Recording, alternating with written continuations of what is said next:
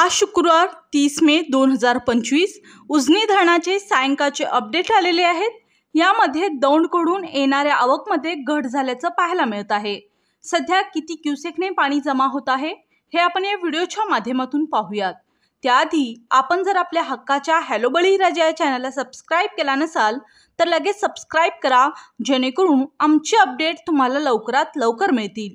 यंदा प्रथमच मे महिन्यात उजनीमध्ये आवक येण्यास सुरुवात झाली। भीमा खोऱ्यात मान्सूनपूर्व पावसाच्या सरी कोसळत आहेत।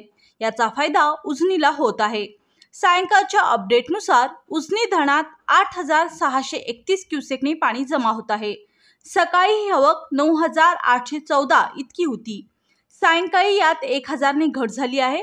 उजनीचा पाणीसाठा हा 75.35 टीएमसी इतका झाला आहे, तर यातील उपयुक्त पाणीसाठा हा 11.70 टीएमसी इतका आहे। सध्या उजनी धरण 21.83% भरलं आहे।